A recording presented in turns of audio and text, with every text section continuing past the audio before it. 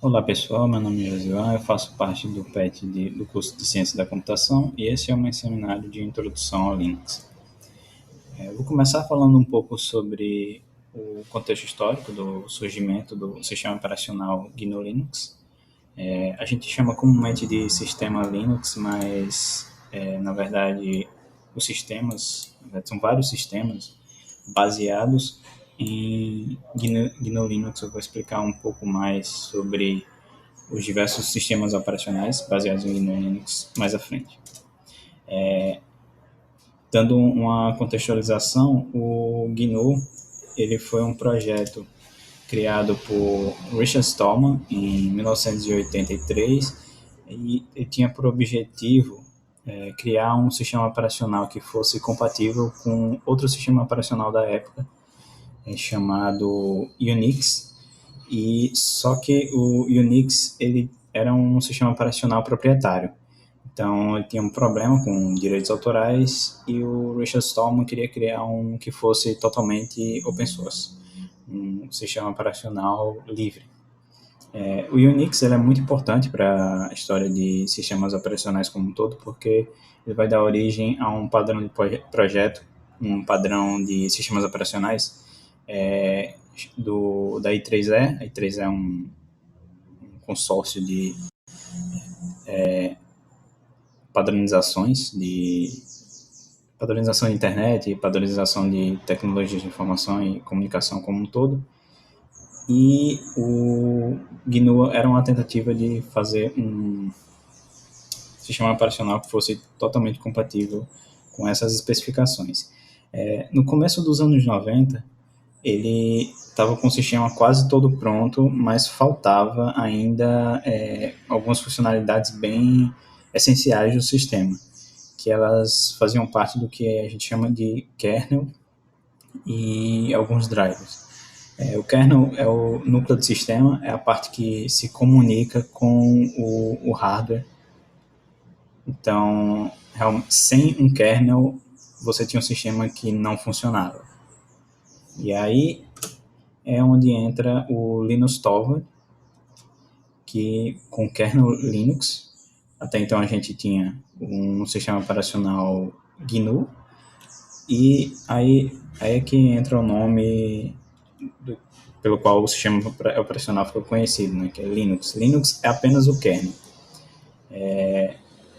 E aí, em 1991, Linus Torvald ele ainda estava cursando ciência da computação na Universidade de Helsinki, e ele começou o projeto dele, que mais tarde viria a se tornar o kernel Linux.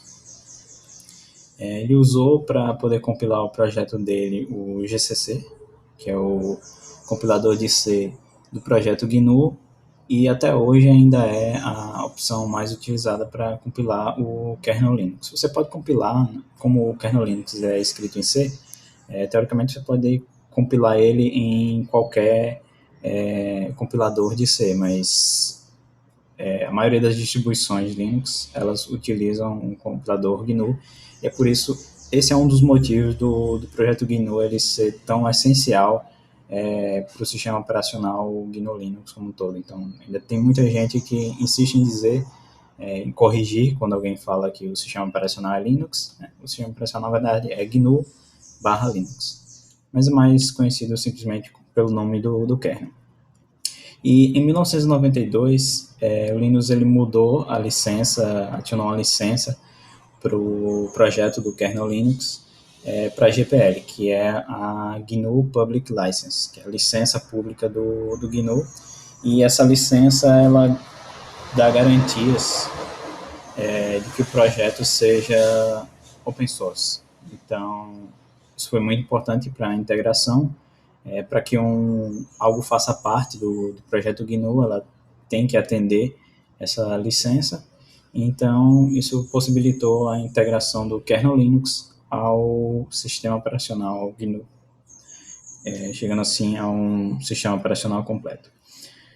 O kernel Linux, hoje ele é mantido por várias empresas, ele pode ser encontrado nesse link, e ele é mantido por várias empresas porque existe um grande interesse, inclusive comercial, de manter o kernel Linux porque por trás da internet existem vários serviços que rodam utilizando o sistema operacional Linux. Né? Uma grande parte, a maioria dos servidores de internet, eles utilizam um sistema operacional baseado em Linux.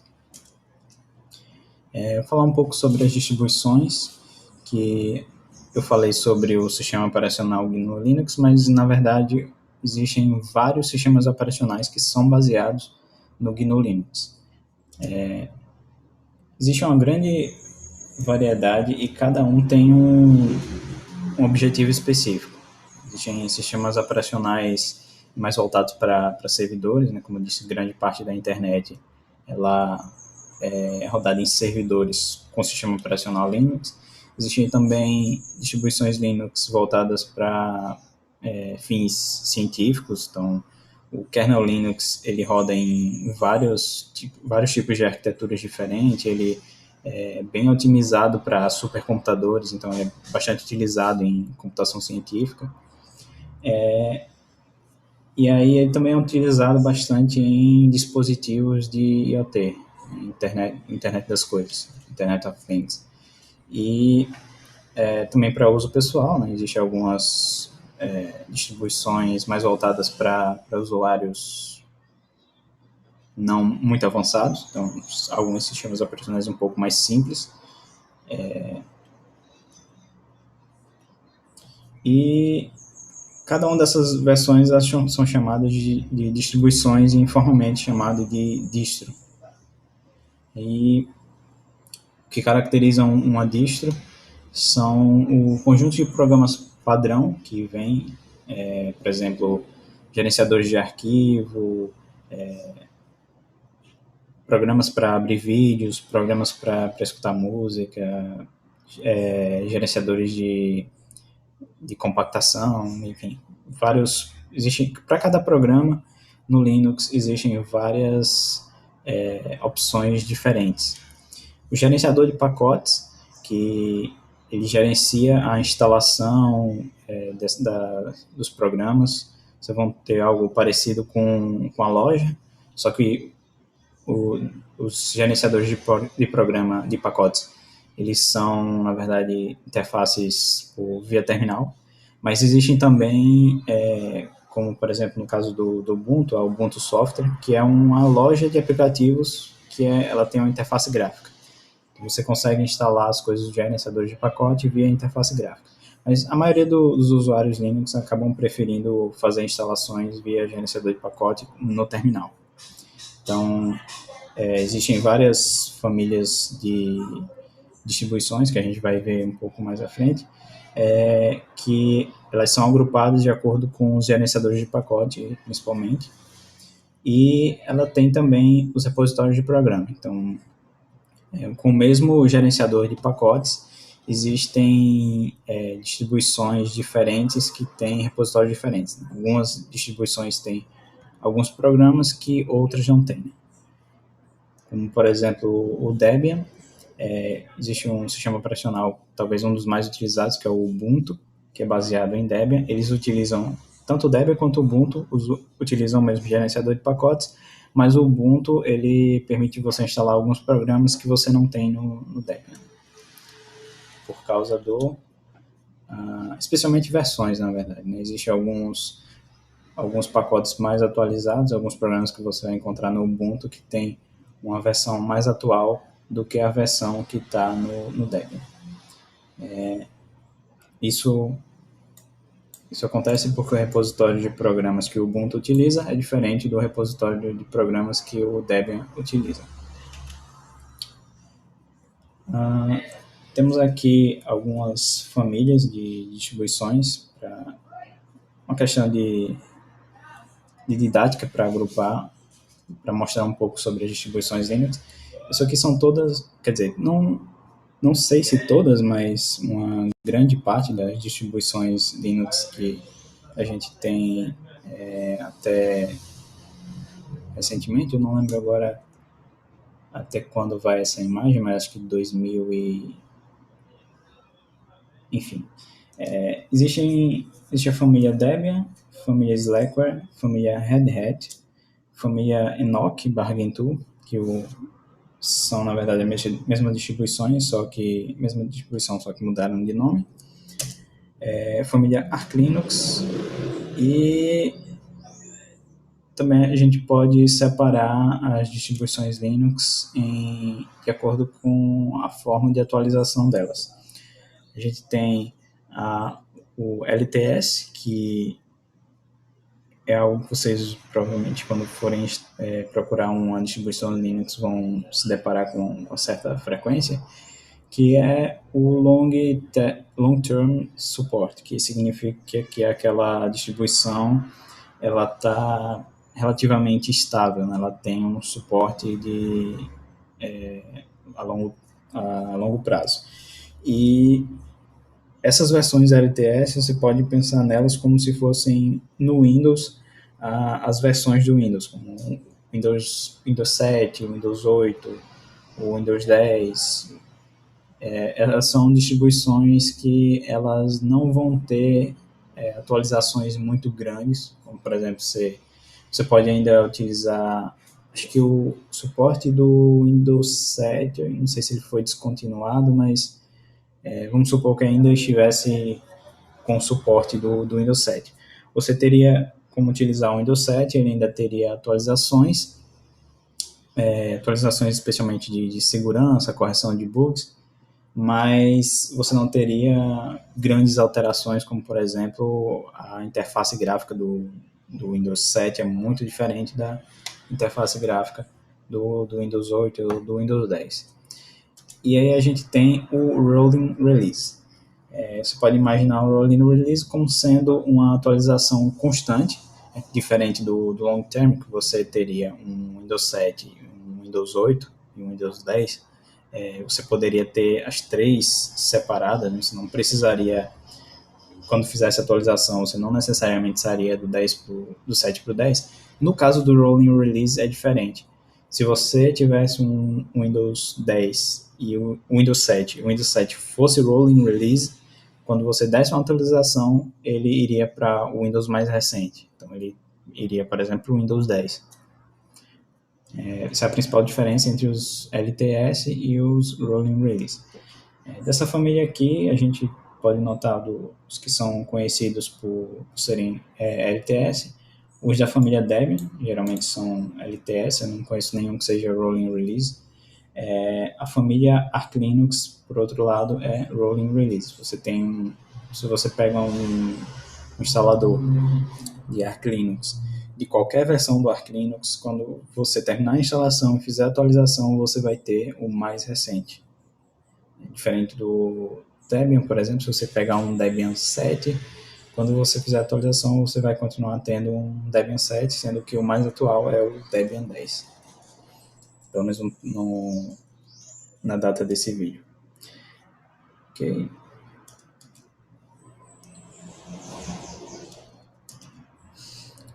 Temos aqui a família Debian. Então, cada linha dessa aqui é uma distribuição. A gente tem uma distribuição. A gente tem aqui o Debian, que dá origem a várias outras distribuições. É a maior família de distribuições Linux, onde a gente tem aqui outra distribuição que também dá origem a várias outras, que é esse pontinho aqui é o Ubuntu. Até hoje ela é bastante utilizada em servidores, especialmente, porque é uma distribuição estável. Ela abre mão de ter os pacotes mais recentes disponíveis para poder ter os pacotes que eles foram mais testados. Então, geralmente, quanto mais atual é um programa, menos ele foi testado, né? Então, programas muito antigos tendem a ser muito mais estáveis, porque eles já foram testados várias vezes, as novas features foram corrigidas, tem poucos bugs, tem bem menos bugs do que os programas mais recentes e menos vulnerabilidades também. Temos aqui um Debian 10, a versão mais recente até a data desse vídeo. E aí, uma curiosidade, as distribuições Linux, elas recebem, as distribuições do Debian, elas recebem um nome que é geralmente um personagem do, do filme Toy Story. Então, temos aqui a interface gráfica do GNOME. Então, você pode provavelmente encontrar outras distribuições que têm mais ou menos essa aparência aqui, essa mesma interface gráfica. Aliás, ambiente desktop. Mais à frente eu vou explicar um pouquinho a diferença entre ambiente gráfico e ambiente desktop e interface gráfica. Mas, basicamente, um ambiente desktop ele vai determinar a aparência do ambiente gráfico. Né? Então, a interface gráfica é algo que faz parte do ambiente desktop. E aqui a gente tem um GNOME, a gente tem aqui a barra de programas, enfim, os workspaces e os programas abertos. Okay? E dentre as distribuições baseadas em Debian, a gente tem provavelmente a mais famosa delas, que é o Ubuntu. O Ubuntu também é bastante utilizado em servidores, porém ele tem os programas um pouco mais atuais do que o Debian. A gente tem aqui o Ubuntu 20, acho que é a versão mais atual. Acho que já está LTS, a versão mais atual de Long Term Support.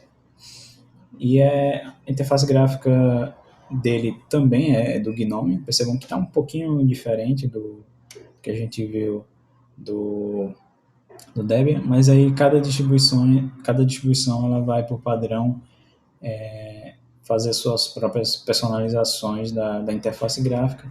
Então, no Linux tudo é personalizável. Você consegue fazer o sistema operacional do seu jeito. Você consegue personalizar muita coisa. Então, às vezes você pode ter uma outra distribuição e personalizar ela ao ponto de que ela fique parecida com uma outra distribuição que você gosta só da interface, por exemplo.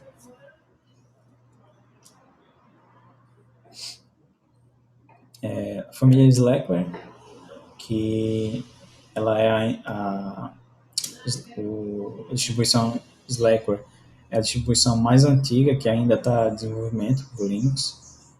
Foi criada, se não me engano, em 1993.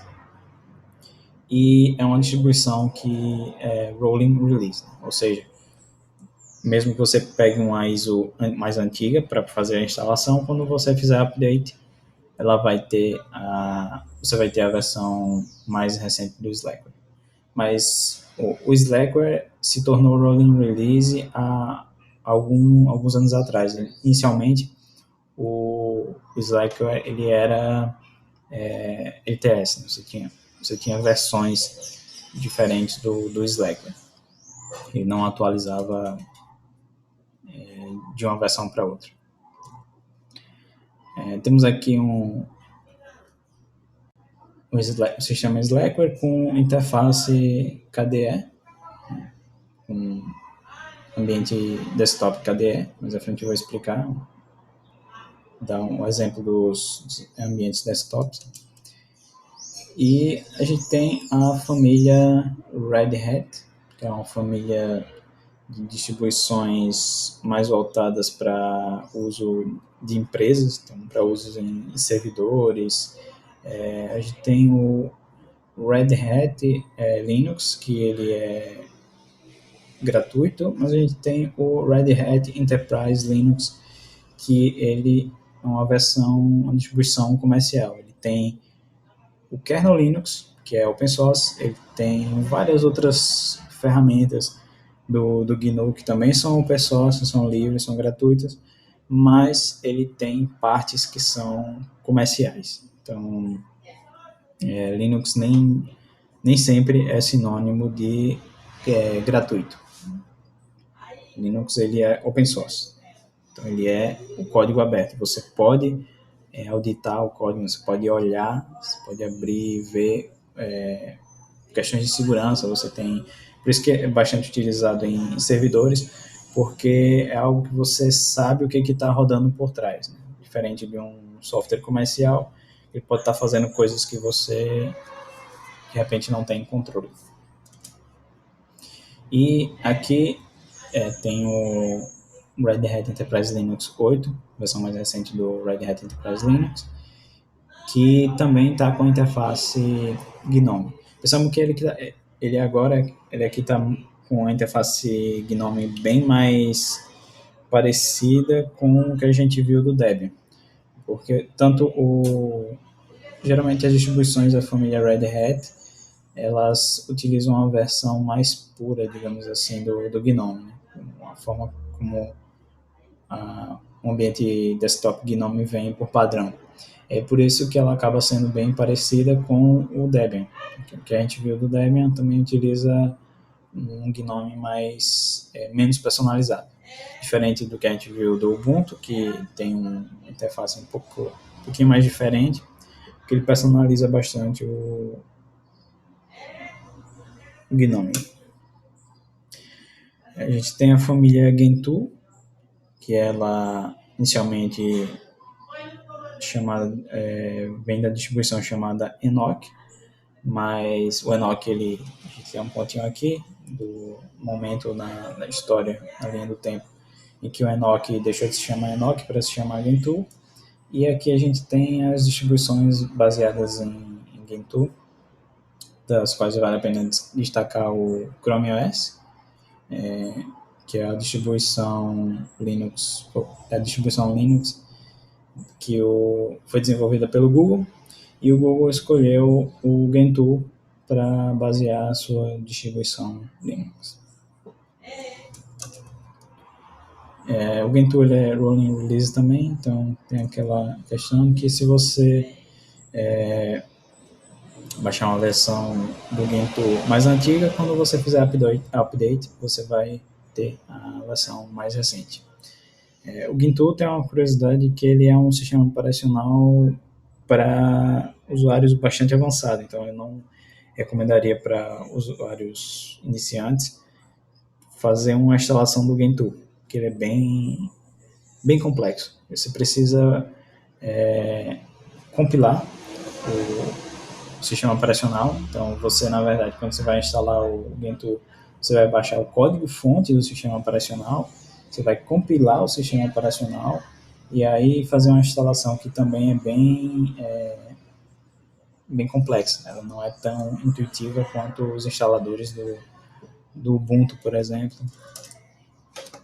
E temos aqui o sistema operacional Gentoo com interface gráfica KDE.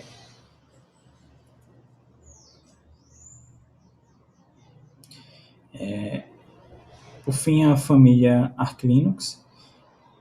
Ela é uma distribuição também rolling release. Se não estou enganado, foi a primeira distribuição a introduzir esse tipo de atualização, né? Foi o rolling release, a atualização constante, ela foi a primeira vez introduzida no sistema operacional Arch Linux.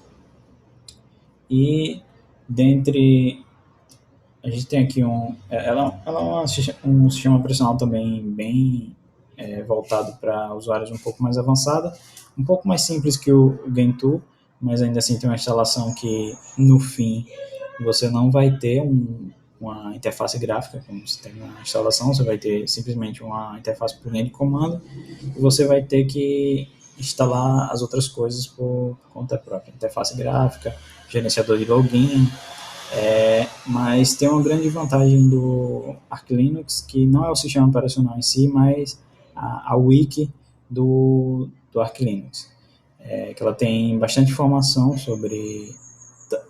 tanto sobre o Arch Linux em si, mas para qualquer distribuição Linux, você que é usuário de qualquer distribuição Linux, tem bastante informação sobre vários programas, sobre resolução de problemas, então tem várias coisas que são comuns a todos os sistemas operacionais Linux, outras coisas que são mais específicas do Arch Linux.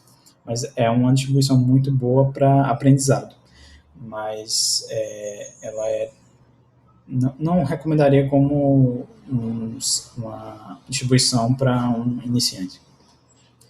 Mas a gente tem o Manjaro, que é uma distribuição baseada em Arch Linux, que já é um pouco mais simples, ela tem uma instalação mais intuitiva e, no fim das contas, quando você instala, você vai ter uma interface gráfica. Então, ela é um pouquinho mais simples que o Arch Linux. Temos aqui um exemplo de instalação do Arch Linux. Como eu disse, por padrão ele não tem interface gráfica, então esse Arch Linux foi totalmente personalizado. Ele é muito utilizado por usuários que gostam de personalizar o sistema operacional. E aqui a gente tem um sistema operacional, dessa vez sem um ambiente gráfico. Eu falei sobre, aliás, ambiente desktop.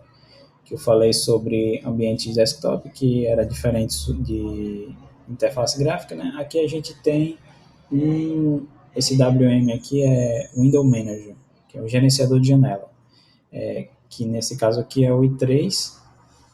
O i3 ele é um gerenciador de janelas que ele vai mais ou menos ditar o que é a interface gráfica. Ele é bem personalizável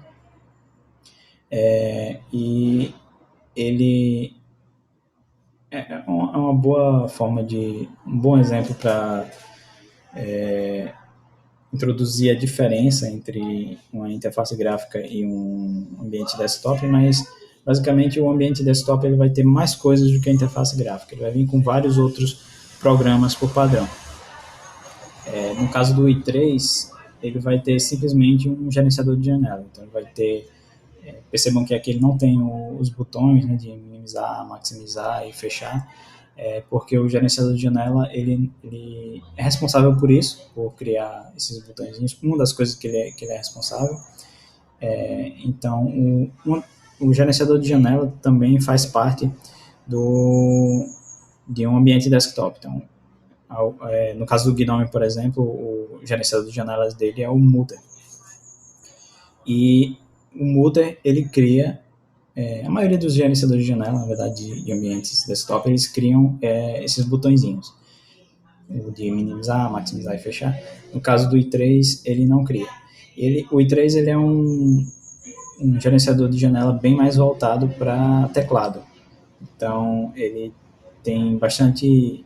ele é bem personalizável, ele é bem voltado a você configurar seus próprios atalhos de teclado. Então, essas questões de maximizar, minimizar, fechar são feitas de uma forma diferente.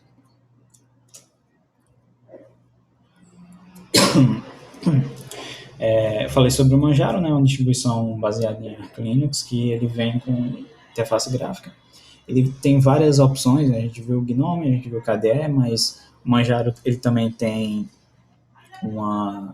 algumas ISO que você pode baixar já com interface gráfica XFCE, que é outro ambiente desktop que a gente vai ver mais à frente, e vários outros. Tem muitos, o Manjaro tem várias versões, tanto oficiais quanto mantidas pela comunidade. Ele é conhecido como Arch Linux para iniciantes, justamente porque ele já vem com várias coisas instaladas, né? Você não vai penar muito para utilizar ele. Aqui temos um Manjaro com XFCE. Percebam que ele é bem parecido com... Tem bem a cara de um Windows, né? Um Windows um pouco mais antigo. E ele é bem... Esse XFCE está bem personalizado. O XFCE, por padrão, ele não é exatamente assim. Especialmente mais a cara, né? Os botões são diferentes, os ícones diferentes, mas a distribuição dos elementos é bem parecido no XFCE padrão. Eu disse que não sabia até onde ir, vai até 2019, na verdade, essa linha do tempo. No fim tem um link para... Vou deixar o link dos slides e dentro dos slides vai ter um link para essa imagem completa. O Android, por fim falar sobre o Android, que é um sistema operacional também com kernel Linux. Ele não é baseado no GNU Linux, então algumas pessoas vão dizer que ele não é um sistema operacional GNU Linux, mas ele é um sistema operacional Linux, porque ele usa um kernel Linux.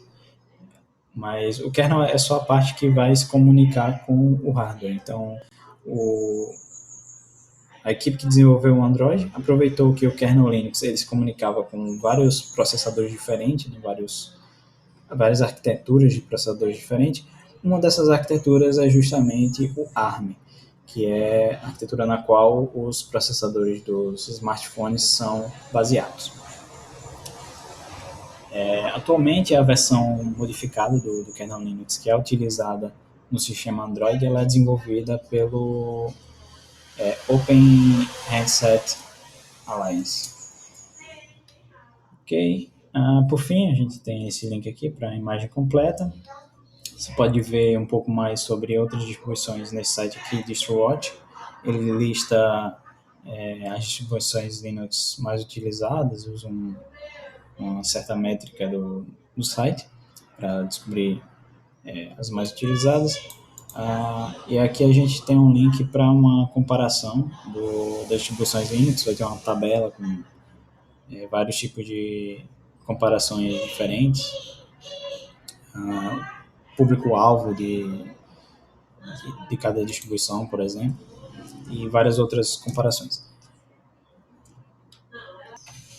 Ok, agora vamos falar sobre ambientes desktop, que são, como eu disse anteriormente, são mais do que uma interface gráfica. A interface gráfica é parte do ambiente desktop. O ambiente desktop, na verdade, ele é uma abstração de um ambiente de trabalho e eles tentam simular uma mesa de ferramentas, de trabalho com ferramentas. Na verdade, a abstração mais comum para a interface de computadores pessoais. E aqui a gente tem três exemplos de ambientes gráficos. Só para uma explicação bem por cima do que faz parte de um ambiente gráfico, você tem o gerenciador de janelas, como eu falei anteriormente, né, que ele é responsável por mover as janelas, posicionar elas na tela. É responsável por ações como minimizar, maximizar, fechar as janelas. Tem alguns gerenciadores de janela que eles posicionam a janela de acordo com uma posição predefinida, né, uma geometria. Por exemplo, eu estou no Gnome e se eu apertar o Windows e a seta para o lado, vou tentar usar, se eu aperto a tecla Windows para o lado, ele preenche metade da tela. Então, se eu aperto o Windows para cima, ele volta para o tamanho normal. E isso é apenas um dos exemplos do que o gerenciador de janela faz. Além disso, a gente tem os programas mesmo que fazem parte de cada ambiente desktop, como, por exemplo, o gerenciador de janelas. No Gnome, ele é o Nautilus.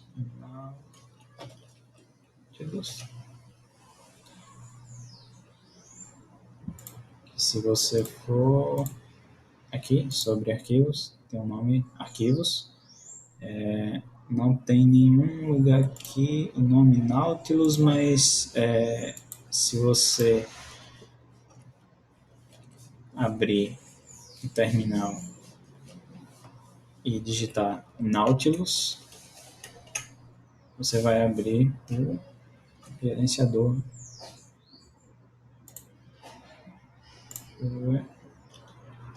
Nautilus, se eu fizer Nautilus, por exemplo, essa parte aqui, você vai abrir ele na pasta etc, gerenciador de arquivos. Aqui a gente tem um ambiente desktop Cinnamon, que é o ambiente desktop padrão do Linux Mint. Linux Mint é uma distribuição baseada em Debian, assim como o Ubuntu.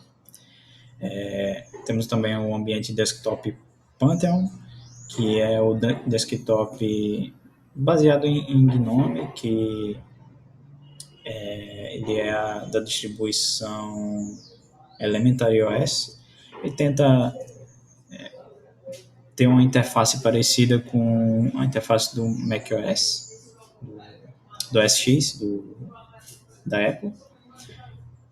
E temos também o Deepin Desktop Environment, DDE, que ele é o desktop environment criado para a distribuição Deepin, que essas três distribuições, o Linux Mint, com a interface gráfica Cinnamon, o Pantheon, com a interface, o ambiente desktop Pantheon da distribuição Elementary OS, e o Deepin, com o ambiente desktop DDE. Essas três distribuições são baseadas em Debian.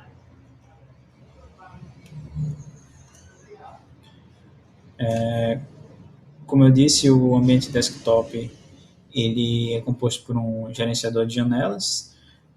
O que eu não falei ainda foi sobre os widgets, mas os widgets eles são componentes pré-fabricados, como, por exemplo, botões, caixas de texto e outras coisas que o programador pode utilizar sem se preocupar em como ele vai ficar na aparência final, porque essas coisas podem mudar de acordo, por exemplo, com o tema.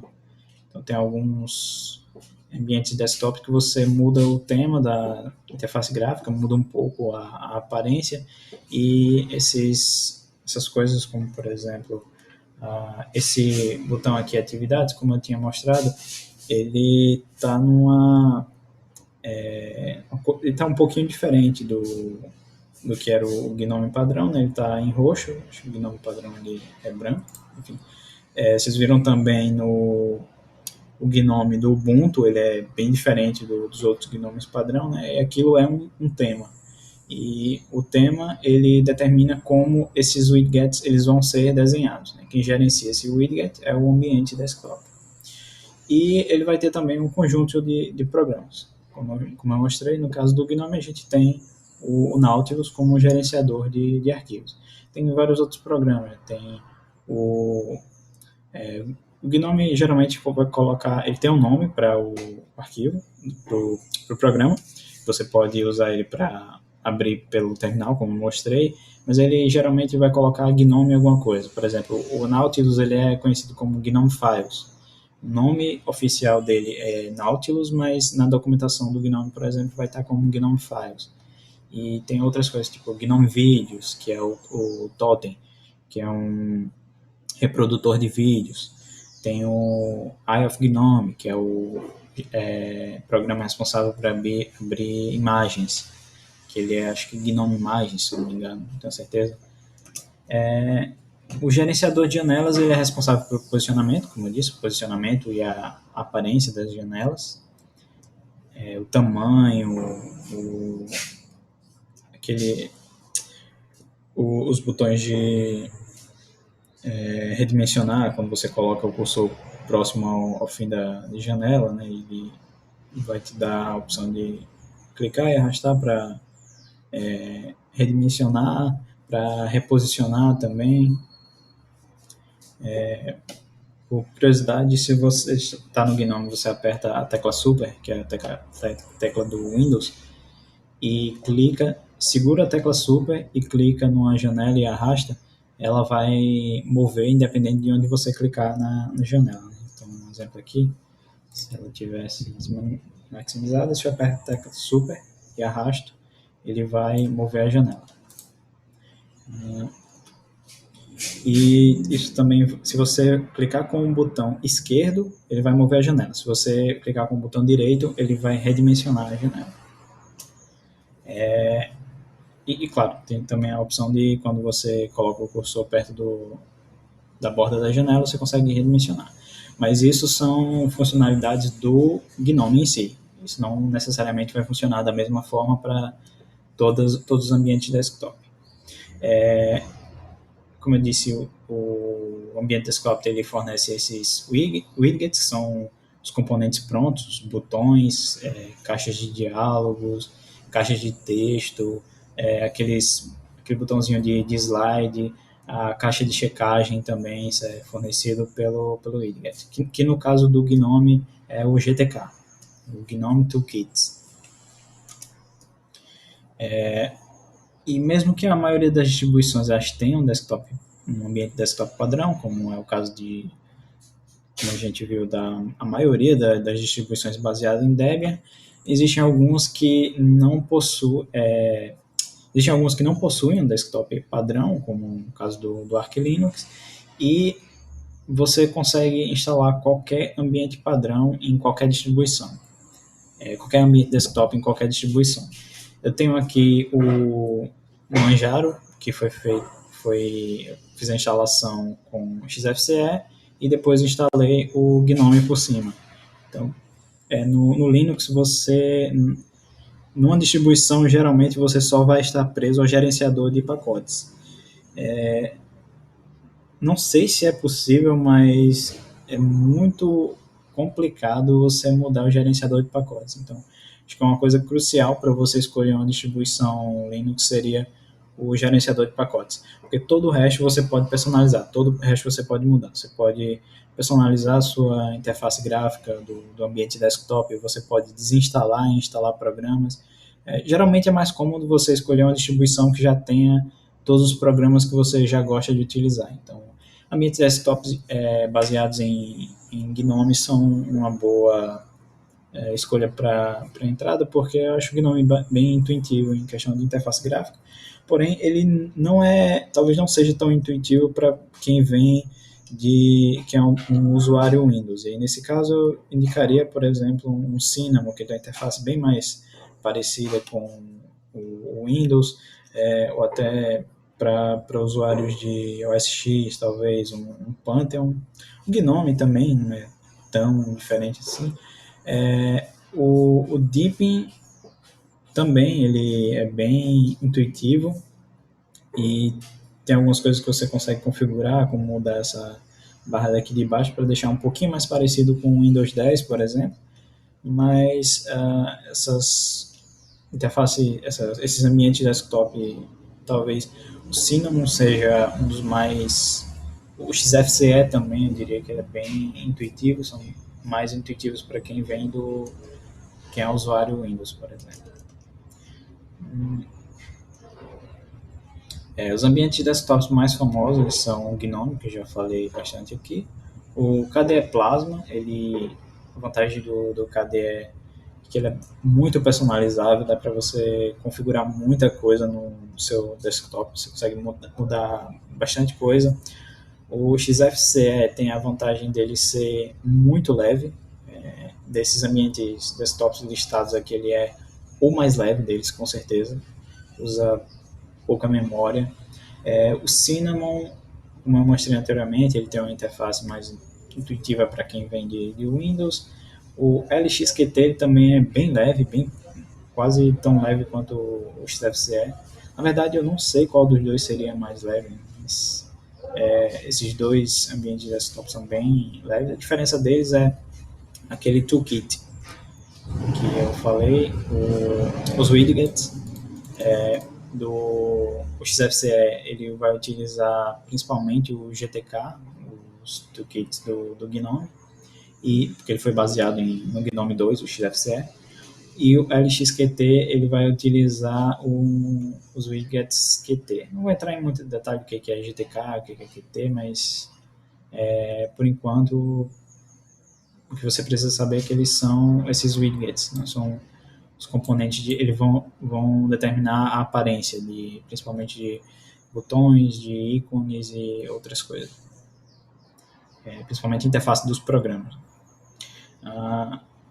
E o Qt também é utilizado pelo KDE Plasma. A diferença entre são os principais desses a principal diferença desses dois ambientes desktop. A gente tem aqui um Gnome, que eu já mostrei algumas outras vezes. Essa aqui é uma versão, acho que é a versão mais recente do Gnome. porque tem o KDE Plasma, com aqui uma janela das configurações que você pode fazer. Você pode baixar temas dentro do próprio programa de configurações do KDE. E tem uma interface também bem intuitiva, parecida com, lembra um pouco o Windows. O XFCE, essa aqui é a versão do XFCE oficial do Manjaro, já vem com essa aparência. O Cinnamon, que é a interface, o ambiente desktop padrão do Linux Mint. O LXQT, eu acho que ele não sei se tem alguma distribuição que usa LXQT padrão, mas tem o Manjaro, por exemplo, ele tem uma versão em LXQT, mas essa versão é da comunidade, ele não é uma versão oficial. Ele tem 3 versões oficiais, que é o XFCE, o GNOME e o KDE. As outras são versões desenvolvidas pela comunidade. O Mate, que é um dos ambientes desktop oficiais do Linux Mint. O Linux Mint você pode baixar ele numa versão com Cinnamon ou com Mate. São bem parecidas as duas, não tem mais uma questão de gosto, mas tem uma diferença muito grande entre as duas. A diferença principal são os programas.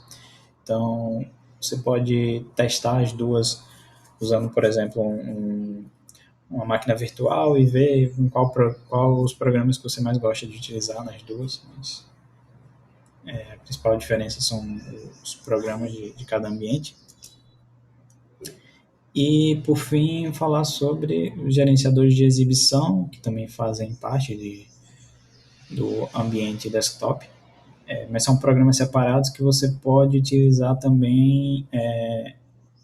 Você não precisa usar o mesmo gerenciador de exibição padrão daquele ambiente desktop. Você pode desinstalar um gerenciador de exibição e instalar um de outro ambiente desktop. Mas eu não indicaria muito isso porque os gerenciadores de exibição são um pouquinho complicados de configurar. Então, para um usuário iniciante, é melhor. Você não vai se preocupar com isso. Quando você terminar de instalar, se você instalar uma distribuição que seja com instalação mais intuitiva, como por exemplo o Ubuntu, o Cinnamon, o Linux Mint, eles vão ter já um gerenciador de exibição e quando você reiniciar a máquina, você já vai entrar no seu gerenciador de exibição. Aqui no fundo tem um vídeo demonstrando um gerenciador de exibição, que é o LightDM. O do GNOME é o GDM. Eu coloquei o LightDM porque o LightDM geralmente é o mais indicado quando você quer trocar, quando você não vai utilizar apenas um ambiente desktop, né, você quer experimentar outros ambientes desktop, que é o que está sendo mostrado aqui.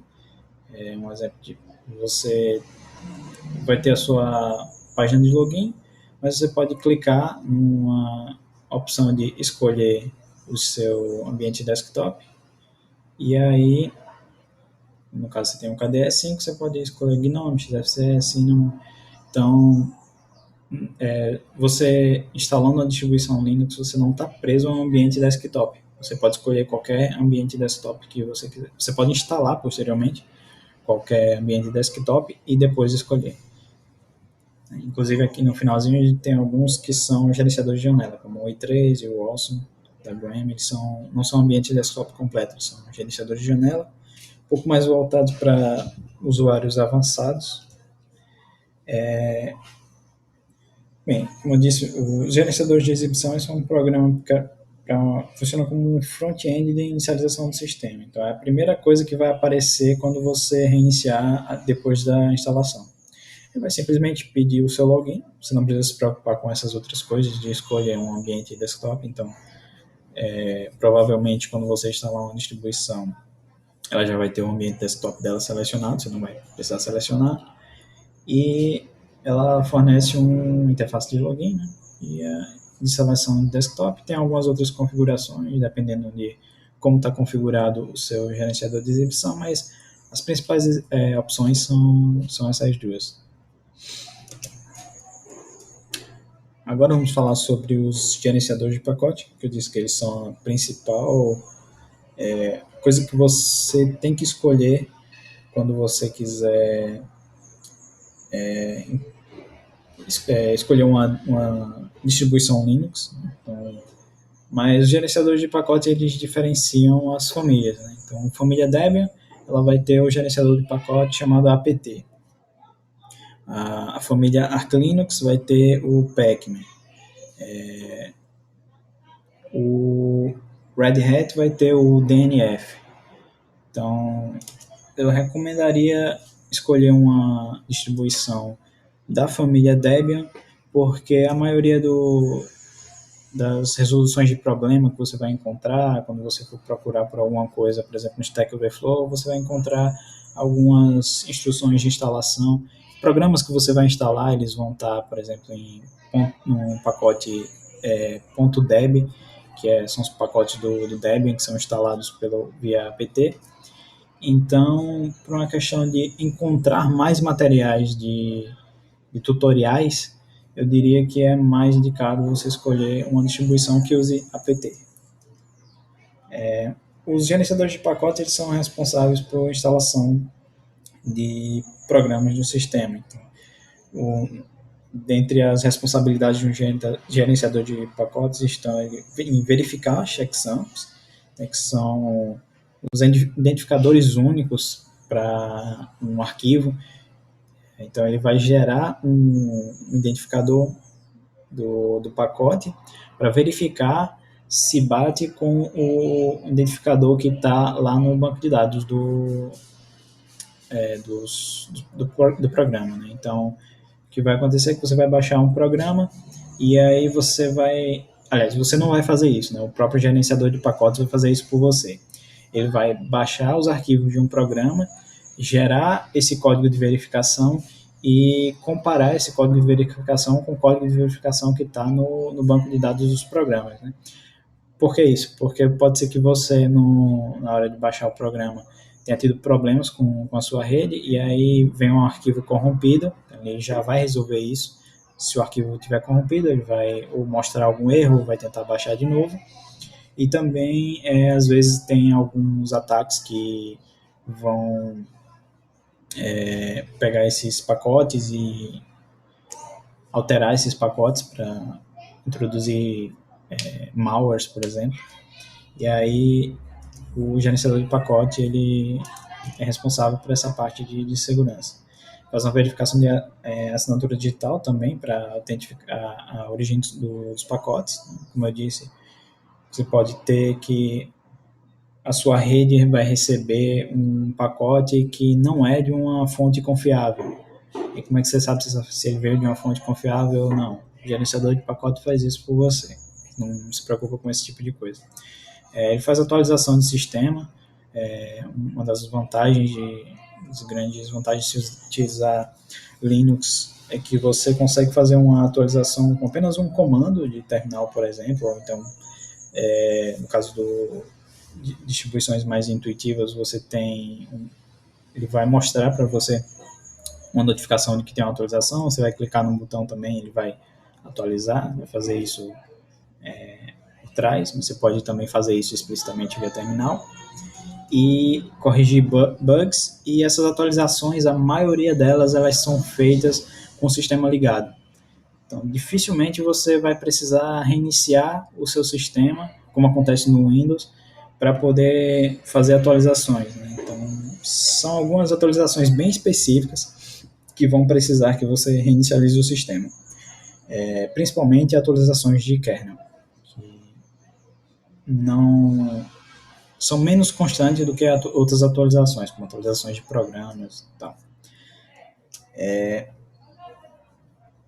Ela agrupa pacotes de acordo com a funcionalidade, como, por exemplo, eu falei sobre os ambientes desktop. Quando você tem como instalar um ambiente desktop usando o gerenciador de pacotes, que você vai dar um comando que ele vai instalar para você aquele ambiente desktop junto com todos os programas que fazem parte daquele ambiente desktop.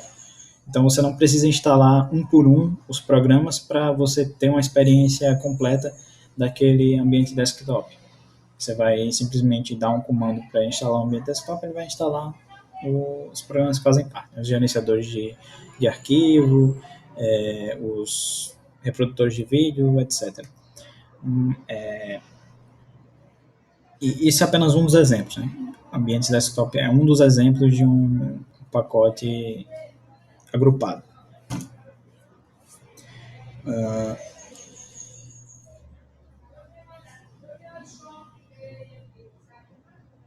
E gerenciamento de dependências também, porque um das grandes dificuldades do instalações de programa é você garantir que aquele programa vai ter todos os requisitos que são necessários para ele rodar. Né? Então, alguns programas precisam de algumas bibliotecas específicas. E aí, às vezes, você instala o programa e ele não funciona porque está faltando uma biblioteca. Esse tipo de coisa você dificilmente vai precisar se preocupar se você fizer as instalações pelo gerenciador de pacote, porque ele mesmo vai ser responsável por instalar todas as bibliotecas e programas que são necessários para fazer uma aplicação rodar. Como eu disse, o Ubuntu Software, apesar de você ter com os usuários que preferem fazer as instalações via terminal, existem várias distribuições que têm uma interface gráfica para permitir que você faça as suas instalações. A gente tem aqui um exemplo da Ubuntu Software, onde você pode pesquisar por programas, já vai ter logo na página inicial alguns programas que são bastante utilizados. Você pode pesquisar por categorias, você pode clicar nas categorias que você quer procurar algum programa. Você tem como clicar nessa aba e ver quais programas que você tem instalado no seu sistema e a aba de atualizações. Como eu disse, você pode fazer a atualização via terminal, mas você pode também, você vai também receber notificações quando uma atualização estiver disponível. Né? Como tá aqui no exemplo, tem 2 atualizações disponíveis, você clica em atualizações e clica em atualizar, só você clicar next, ele vai atualizar, fazer todas as atualizações necessárias. Né? Essas atualizações são tanto atualizações de sistema, então atualizações de segurança, correção de bugs, como também atualizações de programas. Então, se você tem um programa, todos os programas que você tem instalados, sempre que aparecer uma versão mais atual no gerenciador de pacotes, ele vai aparecer como uma notificação aqui para você atualizar. Né? Ele vai simplesmente notificar você, mas você faz a atualização se quiser ou não. Você tem como fazer a atualização apenas de um programa também, mas se você quiser fazer a atualização do sistema inteiro, você faz de uma vez, sem precisar fazer um por um, e na maioria das vezes você não vai precisar nem reiniciar o sistema, você vai poder deixar ele fazendo a atualização como background e continuar fazendo suas coisas. Aqui tem os gerenciadores de pacote de cada família. O Arch Linux é o Pacman, o Debian, como eu disse, é o apt, que eu recomendo, que você vai encontrar provavelmente mais... ele é bastante intuitivo de se utilizar pelo terminal, né, e você vai encontrar, na maioria dos tutoriais, quando você quiser instalar um programa, ele vai te dar a opção de apt. Esses outros gerenciadores de pacote não é muito comum você encontrar tutoriais que mostram uma forma de instalação com eles. O Gentoo tem o Portage, o Red Hat ele tem o DNF e o YAM. Ele tem esse YAM que é mais antigo, o DNF que é mais recente. Dependendo da distribuição, tem algumas distribuições que vão usar o DNF, outras vão usar o YAM. E o Slackware que tem o Slack TKG. Aqui tem alguns exemplos de comandos utilizando o apt. Aqui é para instalar um programa, esse programa aqui, o OpenSSH. usando o sudo apt install e aí o nome do programa que você quer instalar. Aqui é um exemplo de como desinstalar um programa. Sudo apt remove e o nome do programa que você quer remover, quer desinstalar. O gerenciador de pacotes ele vai também ser responsável por desinstalar. Deixa eu ver se tem algum. Aqui. Com o auto remove, ele vai desinstalar os pacotes que foram instalados com aquele programa que você instalou e já não são mais necessários. Se você tem dois programas que utilizam a mesma biblioteca, por exemplo, e aquela biblioteca foi instalada como dependência, se você remove um dos programas e dá um auto remove, ele não vai remover aquela biblioteca porque ainda tem um programa que está utilizando ela. Então, quando todos os programas que não utilizam uma biblioteca forem desinstalados e você der um sudo apt auto remove, ele vai remover todos os programas, todas as bibliotecas e programas que já não são mais necessárias para a instalação de outro programa. Então, a não ser que você tenha explicitamente instalado com sudo apt install aquele programa ou biblioteca que você queria. Né? Mas se ela for instalada simplesmente como dependência, ela vai ser removida. Isso é bom porque você evita que, à medida que você for instalando e desinstalando, instalando e desinstalando os programas, você acabe ficando com muita coisa desnecessária no seu sistema. Né? Então, a não ser que você tenha instalado explicitamente um programa, ele vai ser removido quando não for mais dependência de nenhum outro. O comando de update também é bem simples, intuitivo. Tem uma diferença entre update e upgrade, que o update ele vai simplesmente atualizar o banco de dados local de acordo com o banco de dados remoto. Né? Então, o que ele vai é sempre importante, antes de instalar um programa, dar um update, porque pode ser que a versão que você tenha do programa, o link que você tem, digamos assim, do programa local, seja uma versão não atualizada. Então, ao invés de fazer, por exemplo, se você fizer um install de um programa sem fazer update e a versão que você tem localmente, o link que você tem localmente de um programa é uma versão antiga. Então, quando você fizer o install, depois fizer um upgrade, ele já vai ter um upgrade porque você instalou uma versão antiga, sendo que no banco de dados do gerenciador de pacotes, né, a base de dados do Ubuntu, já tinha uma versão mais recente. Então, se você fizer update antes de fazer o install, você vai ter uma versão mais recente do programa e não vai precisar fazer upgrade. Geralmente você usa update também antes de um upgrade. Update é bom você utilizar antes de um install e antes de um upgrade. Antes de um upgrade, ele é necessário. Você vai precisar fazer um update para atualizar a base de dados e depois o upgrade para fazer de fato a instalação. O auto remove, que eu já falei, né, que ele vai remover as dependências que já não são mais necessárias por nenhum outro programa. E o search, que é para você procurar um pacote na base de dados. E aí você quer saber se algum programa está disponível para instalar via apt, você faz o apt search.